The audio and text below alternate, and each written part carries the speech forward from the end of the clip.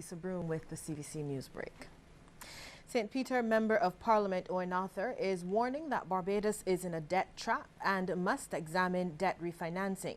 According to Mr. Arthur, while he appreciates the Finance Minister's announcement that the decline has stopped, Barbados' debt service of $240 million is growing at a faster rate than the deficit.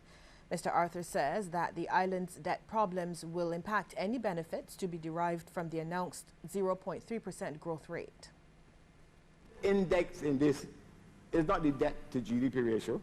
There are countries like Japan, Italy that have a debt to GDP ratio that is twice Barbados, 200%. The key issue is the debt to revenue.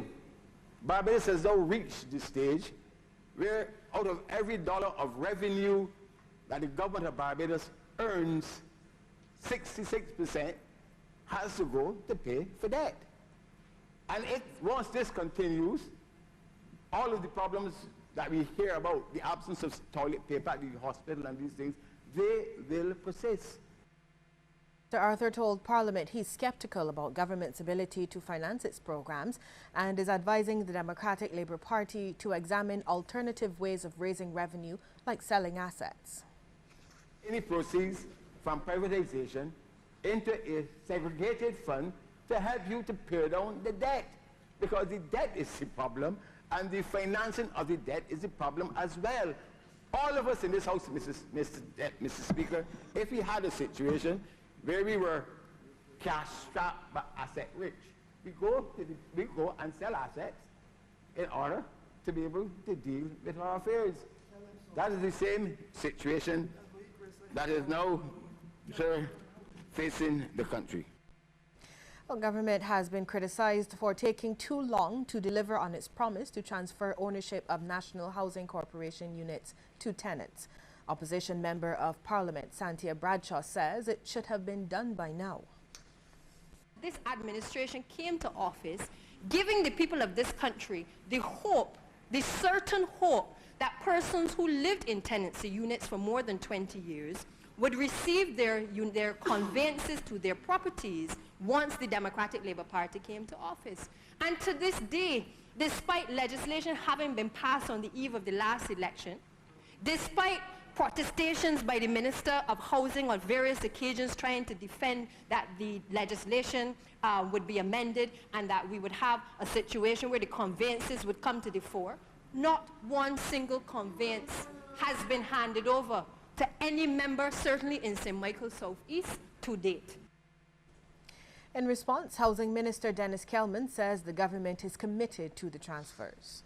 We understand, Mr. Speaker, that once we have passed these conveyances to the persons, that they have not only, Mr. Speaker, a unit, but they have a piece of collateral that they can take to the bank and also empower their children, because they have a negotiable instrument to empower not only themselves but their families. And that is why it is going to cost as much as $34 million or thereabout. And we are prepared to ensure that we get those funds and to deliver to the people of Barbados, because we understand the importance of housing and the importance of owning a piece of land in this country. Law enforcement officials successfully disrupted a drug shipment following an operation at sea some 3 miles off South Point, Christchurch yesterday afternoon. 3 men listed as Barbadians were held and approximately 123 pounds of cannabis and 32 kilograms of cocaine were seized. The operation was conducted by the drug squad and police marine unit. 1 Barbadian registered cabin cruiser was also seized. And a 54-year-old Jamaican woman held at the Grantley Adams International Airport after arriving in Barbados yesterday is to appear in court to face a number of drugs charges. Jennifer Minerva Taylor was interviewed by police and referred to customs, where a search of a box which was part of her luggage revealed 7 packages of cannabis concealed in a cooler. The drugs weighed 2 pounds. A major renovation has started at the Warrens branch of Chefette restaurant. The project, according to Managing Director Ryan Halut, is expected to last about a month. While not putting a dollar figure to the renovations, Mr. Halut says the plan is to make significant changes to the interior of the building, which can be done more efficiently by closing it temporarily. The changes include a new decor for the barbecue barn to make it more modern and intimate, upgrading the playground from a 2-story to a mega 3-story facility, new equipment and tiles, among other things.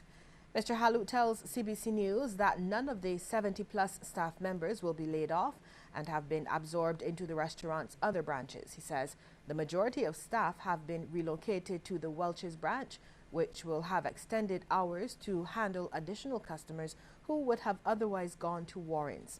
He says the upgrades are in keeping with the company's policy to continuously modernize its branches where necessary. It's time for a break now, but when we come back, we'll have news from the region and further afield.